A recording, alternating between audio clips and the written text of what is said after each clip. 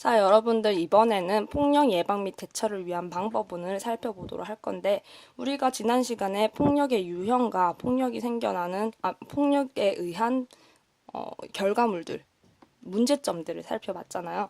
그러면 그런 폭력 행동들이 왜 생겨나는지를 먼저 살펴보고 그 생겨난 이유를 바탕으로 우리 폭력을 예방하고 그리고 발생했을 때 대처를 한번 해보도록 합시다.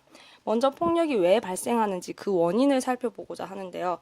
먼저 폭력은 총 세 가지의 원인을 바탕으로 이야기를 해볼 수 있어요. 먼저 개인적 원인, 두 번째 사회적 원인, 사회관계적 원인, 환경적 원인으로 들 수 있는데요.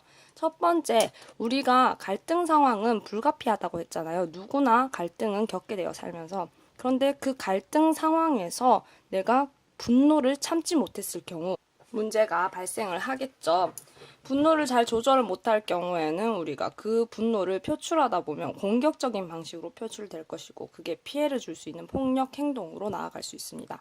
그리고 두 번째로 우리 지난 시간에 봤을 때 2017년 1차 폭력 실태 조사의 내용을 봤을 때 우리 폭력 가해 이유 중 주된 이유가 장난 이런 거였잖아요. 상대방이 그렇게 힘들을 줄 몰랐다. 나는 그냥 장난이었는데 라고 이야기하는 경우가 있었어요. 그거 자체가 공감 능력이 부족했던 거죠. 상대방이 힘들 것이라는 생각을 못했다는 거죠. 그건 결과 예측하고도 또 연결 지어볼 수 있겠네요. 상대방이 그만큼 힘들어하고 그런 내가 잘못된 행동인 줄 몰랐다라고 하는 능력이 부족한 경우 폭력이 발생할 수 있습니다.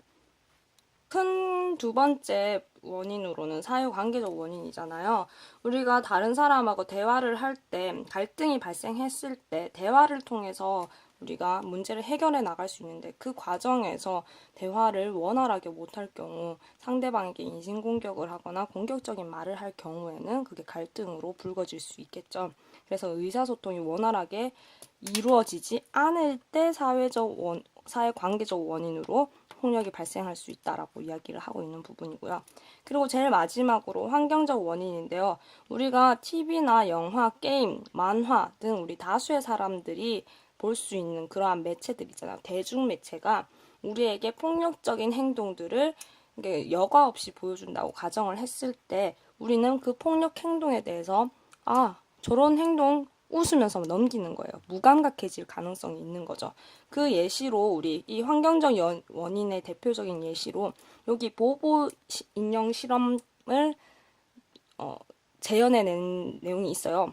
자, 여기 보보 인형을 이 아이들이 이 보보 인형을 공격하는 동영상을 먼저 봤어요. 근데 그 공격하는 동영상을 보고 9명의 아이들 중에 7명이 따라 했다는 거죠. 그 화면과 똑같이 행동을 했대요. 이처럼 우리가 어린 나이의 아이들은 그러한 행동이 잘못됐다라는 폭력 행동이 잘못됐다라는 것에 무감각해질 가능성이 매우 높겠죠. 그 행동을 그대로 모방하고 따라할 가능성이 매우 높습니다. 그렇기 때문에 우리가 이런 환경적 원인도 우리 폭력 행동의 원인이라고 이야기를 해볼 수 있는 거겠죠. 자, 한 장 넘겨서 우리 그러면 이런 폭력 원인을 바탕으로 폭력을 예방하는 방법을 살펴보도록 할게요. 우리 개인적 측면에서 아까 분노 조절을 잘 못했을 때 폭력이 발생할 수 있다라고 이야기를 했잖아요. 그러면 어떻게 하면 폭력을 예방할까요? 그렇죠. 우리 분노를 조절을 하면 되겠죠. 그 분노를 조절하면 돼. 그리고 개인적인 원인 또 두 번째 뭐였어요? 공감 능력이 부족했잖아요. 그럼 공감 능력을 기르면 돼요. 그리고 또 결과 예측 능력이 부족했었잖아요. 개인적 원인으로. 그러면 결과 예측 능력을 기르면 되겠죠. 당연히. 개인적 측면에서는 내가 분노 상황에서 그 분노를 잘 조절하는 방법을 습득한다면 폭력 행동이 줄어들 수 있겠죠. 그 예시로 화가 났을 때 내가 지금 분노를 했어요. 그러면 그 상황에서 말을 조금 아끼는 거예요. 그 예시로 여기 우리 비유를 하고 있는데 불난 집에 불낸 사람을 잡으러 가는 게 아니고 이 불을 끄는 게 먼저잖아요. 즉 내 마음을 진정시키는 게 더 먼저라는 거죠. 말을 하지 않고 심호흡을 하면서 안정시킵니다, 마음을. 그리고 조금 안정됐어. 조금 가라앉았어요. 그럼 그로 인해 상한 감정 그리고 화가 난 이유를 상대방에게 차분하게 설명을 하는 거죠. 이 다음 단원에서 우리 나오게 될 텐데 미리 볼게요. 나 전달법을 사용하면 좋겠죠. 나는 이런 측면에서 네가 이런 얘기를 해서 좀 기분이 나빴었어. 이런 말을 해서 난 좀 속이 상해 라고 나의 감정을 솔직하게 이야기를 하고 나는 이런 부분에서 너한테 화가 났었어 라고 그 화난 이유를 차근차근하게 이야기를 한다면 우리가 폭력을 예방할 수 있겠죠. 즉, 나 전달법을 사용하면 조금 좋겠다라는 부분이고요. 그리고 반대로 상대방이 기분이 나빠서 화가 나 있는 상태예요. 그럼 그 상황에서 근데 너는 이렇잖아 하면서 논리적으로 반박하려고 하는 것보다는 상대방이 분노를 조절할 수 있도록 차분하게 이야기를 들어줘야 되는 거죠. 상대가 화났을 때는 그 이야기를 차분히 일단 들어주는 게 중요해요. 그 사람이 무슨 얘기를 하든 지금 이성의 끈이 놓여져 있는 상태에서는 아무리 논리적인 이야기를 하려고 해도 안 들을 수도 있어요. 그러니까 차분하게 이야기를 들어주는 자세가 필요하겠죠. 물론 이게 정말 어려운 과정입니다. 선생님도 이런 거 잘 못하거든요. 근데 할 수 있도록 노력을 해봐야겠죠. 그리고 공감과 결과 예측 부분에서는 우리가 폭력 행동이 상대방에게 어떤 고통을 주는지 한번 생각해 보는 거, 요거 어떤 거랑 관련돼 있을까요? 상대방에게 줄 고통을 상상해서 자신의 일처럼 느껴보는 거, 요거. 이 용어, 뒤에 또 나오겠지만 역지사지의 자세가 필요하겠죠. 다음 단원에 나오겠지만 미리 좀 써놓을게요. 역지사지의 자세와 연결이 되겠죠. 나의 경험이라고 생각하고 상대방의 입장에서 생각해 보는 거. 그리고 그 행동이 그 사람에게 어떤 결과를 발생시킬지를 예상을 한다면 폭력 행동을 줄일 수 있겠죠. 그리고 또 이번에는 또 조금 더 넓은 범주인데요. 개인적인 차원의 문제가 아니고 이런 개인적인 능력을 길러주는 활동이기도 해요. 이게 보면 폭력 예방과 관련된 각종 프로그램에 참여한다. 여러분들 그 중에서도 가장 접하기 쉬운 게 상담 활동인데요. 여러분들 선생님하고도 상담을 담임 선생님하고 할 때도 있고 아니면 우리 상담 선생님도 따로 계시고 우리 위클래스 이런 것들도 가서 이야기를 많이 하잖아요. 이런 것처럼 상담은 폭력 발생의 징후를 파악하고 문제가 확대되는 것을 막을 수가 있는 그런 중요한 역할을 합니다. 그리고 상담만 중요하냐? 아니죠. 폭력 예방 캠페인도 중요해요. 그런 문화적인 풍토를 만들어주기 위한 활동이거든요. 우리 아침 시간에 팻말 들고 반장들 나와가지고 정문에서 막 우리 폭력을 막읍시다 이런 얘기를 하는 것 자체가 다 캠페인 활동이에요. 여기 그림에도 나와 있잖아요. 이것도 하나의 캠페인 활동이라고 다 할 수 있겠죠. 이런 것들 다. 자, 요거는 모의 재판이네요. 그리고 모의 재판도 있어요. 우리가 가상 상황, 폭력 상황에서 이런 결정을 한번 내려보고 재판을 한번 내려보자라고 하는 모의 재판도 있을 수 있고, 그리고 역할놀이, 우리 역지사지의 자세를 가장 길러주기 쉬운 방법으로 역할놀이가 있는데 선생님이랑 수업 시간에 우리 그거 했었잖아요. 동물 역할놀이라고 해가지고 딱 연극 수업을 했잖아요. 근데 그거를 선생님이 YTN 뉴스를 보고 영감을 얻어서 했던 건데 안 했던 반도 있을 수 있는데 그 역할극을 한 이유가 우리 핀란드에서는 우리 요런 과거에 학교 폭력이 좀 많이 좀 발생해서 그거를 조금 막고자 하는 프로그램으로 띠바꼬울루라는 걸 운영을 하고 있어요. 지금도. 그래서 그거랑 연관 지어가지고 폭력 예방 교육을 하는. 자, 이처럼 우리 그때 했던 수업처럼 다른 모양을 가지고 있다면 동물 그림을 다른 모양을 가지고 있으면 소외가 되는 거예요. 왕따 연극 수업을 통해서 지금 그 사람의 입장을 생각해보는 역지사지의 자세를 길러봤었던 거죠. 잠깐 한번 보도록 할게요. 짧게. 연극 수업입니다. So did you find a group today? No, I didn't. So how do you feel? I feel really lonely and a little bit scared. 핀란드에서는 지난 2009년부터 자, 이처럼 핀란드에서는 이런 역할 놀이를 이렇게 의무적으로 프로그램을 짜서 이렇게 활동을 하고 게임도 하고 하는 활동을 하거든요. 근데 방금 봤던 영상처럼 이 학교폭력 예방 교육을 아주 저학년 때부터 좀 차곡차곡 해 나간다고 해요. 왜냐하면 우리가 이런 환경적인 원인 이런 것들도 어린 나이일수록 더 민감하게 반응하고 모방할 가능성이 있기 때문에 이런 감수성을 길러주는 것도 어린 나이에 해주는 게 좀 더 좋겠죠. 여러분들은 아까 그 핀란드 아이처럼 울먹울먹하면서 얘기하는 아이는 없었거든요. 자, 이처럼 우리가 이런 활동들을 통해서 폭력을 예방할 수도 있겠다라는 것을 알 수 있겠죠. 그리고 또 이게 끝이 아니에요. 사회 제도적 차원에서도 폭력을 예방하려는 노력을 기울여줘야겠죠.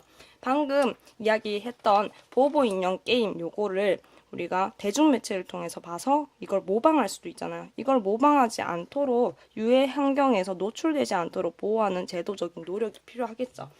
그리고 이러한 폭력이 나쁘다는 인식을 줄 수 있는 사회적인 분위기를 전체적으로 마련을 해줘야 돼요. 우리 핀란드에서 끼바꼴루 프로그램을 마련하고 그리고 가정, 그리고 학교, 그리고 우리 지역 사회가 다 같이 폭력을 근절하려는 그런 분위기를 조성을 했거든요.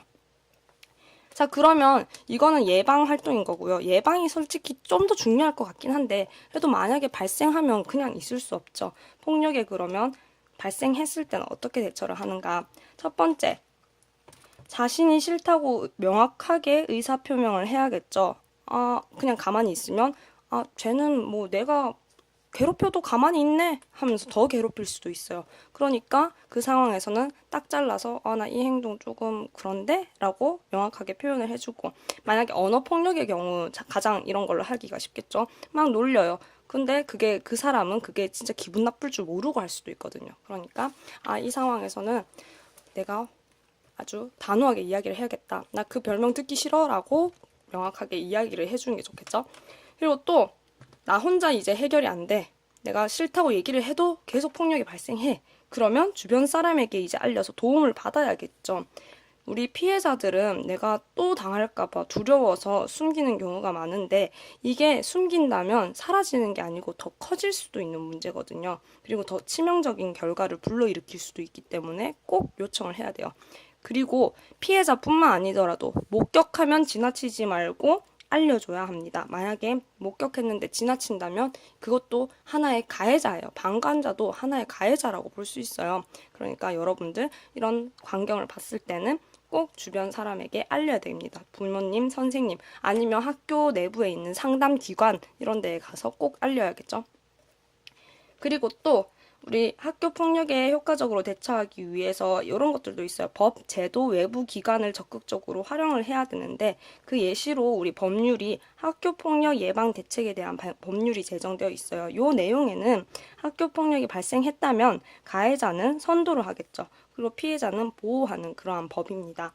그리고 또한 학교뿐만 아니라 가까운 지구대, 병원, 법률기관, 상담센터, 우리 경찰들의 힘을 받거나 아니면 병원에서 뭐 정신적인 피해를 입었을 때 이런 조금 자신의 정신적인 위안을 얻기 위해서 병원을 찾아가거나 아니면 법률기관에 상담을 해보거나 상담센터에 가서 내가 조금 더 폭력 행동에 대한 대처 방법과 그리고 앞으로 어떻게 하면 좋을지 나의 마음을 또 추스린 방법 이런 것들을 배워볼 수 있겠죠. 폭력에 대해 효과적으로 대처할 수 있습니다. 대처를 잘 해야지 2차적인 또 폭력의 악순환이 발생하지 않겠죠. 자, 그러면 우리 이제 학습지 후딱 정리를 해보도록 할게요. 자, 빈칸 채우기 볼게요. 먼저 폭력의 원인은 개인적, 사회관계적, 환경적 요인 3가지로 나누어져 있고요. 개인적 원인도 3가지로 나누어져 있어요. 분노 통제가 안 되는 경우, 공감 능력 부족한 경우, 결과 예측을 잘 못하는 경우. 자, 그리고 사회관계적 원인으로는 의사소통이 원활하게 안 이루어지는 경우. 그리고 환경적 원인으로는 대중매체에서 폭력 장면들을 무분별하게 다루어서 폭력에 무감각해지게 만드는 경우. 자, 그 예시로 보보인형 실험 우리 교과서 139쪽 아까 봤었고요. 그럼 폭력을 이제 예방하는 방법. 아까 분노를 통제를 잘 못한다고 했잖아요. 그러면 이제 그 분노를 통제할 수 있도록 분노 조절을 하면 되겠죠. 그 방법은 내가 화가 났어. 안정을 시키는 거야. 일단 진정을 해. 그 다음에 화가 난 이유를 상대에게 차분하게 설명하는 거예요. 그때 사용할 수 있는 법이 나 전달법이라고 이야기를 할 수 있겠죠. 그리고 상대가 이제 화가 났어, 반대로. 그러면 상대방이 분노를 조절할 수 있도록 내가 잘 들어줘야겠죠. 기름을 부으면 안 돼요. 그 상황에서. 막 도발을 하면 안 돼. 경청의 자세를 사용을 하면 좋겠죠. 그리고 또 아까 공감 능력이 부족해서 문제 발생한다 했으니까 공감 능력 기르고, 결과 예측 능력이 부족하면 그렇다 했으니까 결과 예측 능력 이런 걸 기르면 되겠죠. 자, 구체적인 내용을 보자면 폭력이 상대방에게 어떤 고통을 주는지 본인이 입장이라고 생각을 하고 느껴보는 거예요. 즉 역지사지의 자세를 통해서 우리가 폭력을 예방할 수 있겠죠. 그리고 그 행동이 어떤 결과를 발생시키는지 이제 생각해봄으로써 이건 진짜 안 좋은 일이구나 라고 예측하고 안 할 수 있겠죠. 그리고 3번째, 우리 폭력 예방 프로그램에 참여할 수 있는데 상담, 캠페인, 역할놀이, 모의 재판 등등등 게임도 할 수 있고 이거 폭력 행동을 막을 수 있는 게임도 할 수 있고 라고 할 수 있고 그리고 이번엔 사회 제도적 차원의 노력 우리 대중매체에서 접하는 건 내가 안 봐도 되는 거긴 하지만 그게 어린 나이에 그걸 쉽게 뭐 비판적으로 받아들일 수 있는 능력이 있는 것도 아니고 그러니까 애초에 유해 환경을 나라에서 조금 차단해 주는 것도 중요하겠죠. 대중매체에서 폭력 장면을 다룰 때는 역량을 고려해서 조금 했으면 좋겠다. 그리고 우리 사회적인 풍토, 분위기를 조성해 주는 것도 좋아요. 사회랑 지역 사회랑 그리고 학교랑 가정이 함께 폭력은 좋지 않다라는 문화를 만들어 주는 게 좋겠죠. 그리고 폭력에 대처하는 방법으로는 명확하게 의사표현을 해야겠죠. 나 그 별명 부르는 거 싫어. 듣기 싫어. 라고 이야기를 하는 거죠. 근데 그래도 불구하고 계속만 나한테 폭력을 가해. 그럼 주변 사람에게 도움을 요청을 하는 게 좋겠죠. 그 대표적인 사람들 그리고 방관해서도 안 된다는 거 주변 사람에게 대신 도움을 요청해줘도 돼요. 당사자가 아니더라도. 그리고 법, 제도, 외부 기관을 활용을 해서 법률에 따라서 가해자를 선도하고 피해자를 보호한다고 했던 게 아까 학교폭력 예방